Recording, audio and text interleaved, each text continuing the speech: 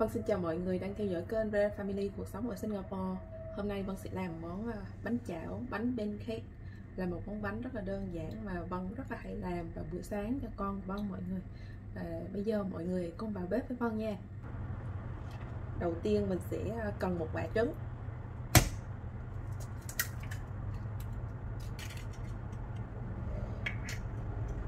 một muỗng canh đường.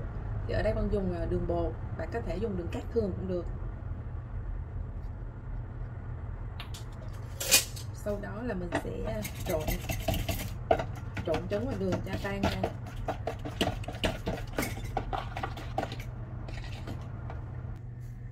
Tiếp theo là mình sẽ cho một hũ sữa chua, thì hũ này là 100g. Bạn có thể dùng sữa chua không đường hoặc là sữa chua có đường, và sữa chua không có vị nha mọi người.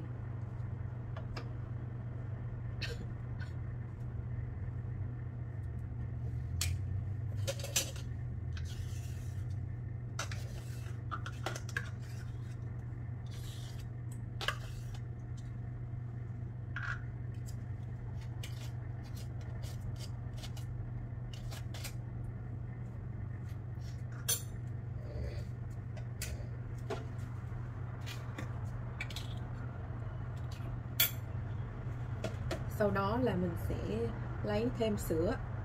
Thì mình dùng cái hộp mà sữa chua đó các bạn. Mình sẽ lấy tỷ lệ sữa là 1:1. Một phần sữa chua thì một phần sữa. Ở đây 100g sữa chua thì mình sẽ đong. Đây là còn 100ml sữa.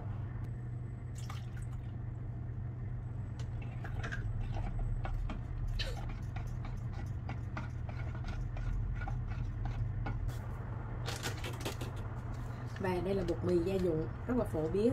Mình sẽ dùng khoảng 120g.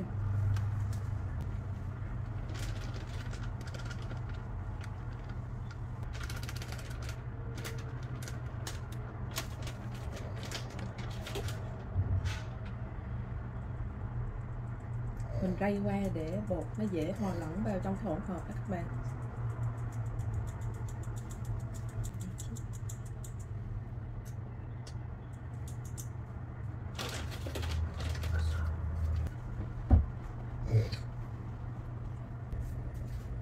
Đây là bột sau khi đã trộn xong này mọi người. Tùy thuộc vào loại bột nha. Mình sẽ dùng khoảng là 100 cho tới 120g bột. Tại vì có bột mình trộn lên thì nó sẽ đặc, và có loại thì nó sẽ loãng đó các bạn. Cho nên là tùy thuộc vào loại bột mà các bạn sẽ dùng cho nó phù hợp. Thì nó ở trong khoảng là 100 đến 120g. Đó.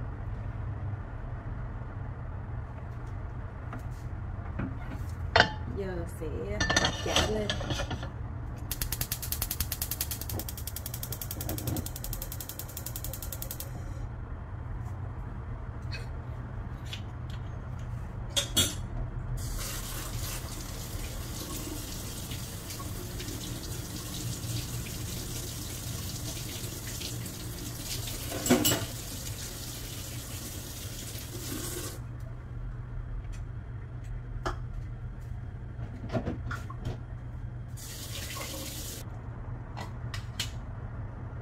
Rồi chảo nóng rồi mình sẽ cho lên một ít bơ.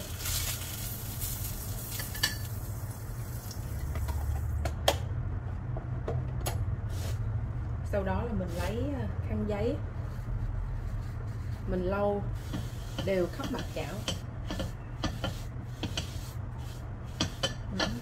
Để cho chảo nó sạch dầu các bạn, sạch bơ hay dầu gì cũng được.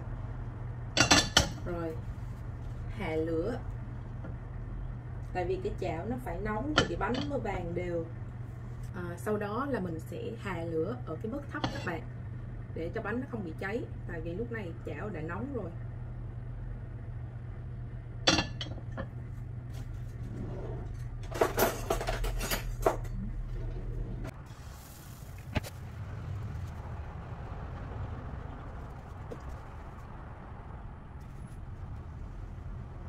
Khi mà bánh bắt đầu nổi bọt li ti và bột khô lại đó, thì mình sẽ bắt đầu trở.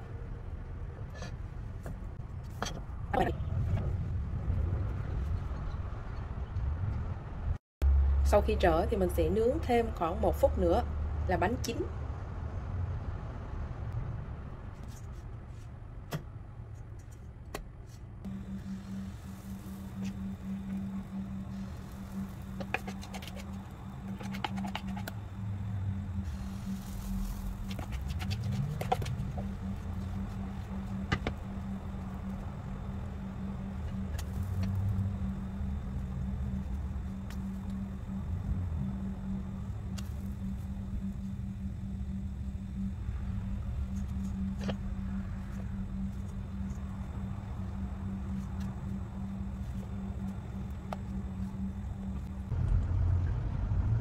làm xong món bánh chảo pancake, nhìn rất là đẹp, rất là dễ thương phải không mọi người?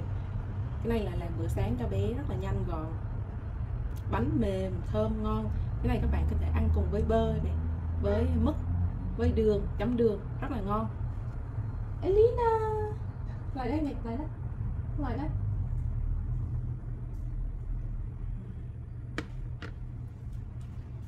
Gái mình mới ngủ dậy mọi người ơi. Bình thường dậy sớm sẽ giúp mẹ nấu ăn, và hôm nay ngủ nướng, ngủ dậy trễ. Mẹ nấu ăn xong rồi. Bé khi phân bé khi bye bye. Mọi người, video hôm nay của Vân kết thúc tại đây cho mọi người. Cảm ơn mọi người đã theo dõi video. Mọi người đừng quên bấm đăng ký, like, bật chuông để đón xem video mới nhất nha. Và hẹn gặp lại mọi người. Bye bye.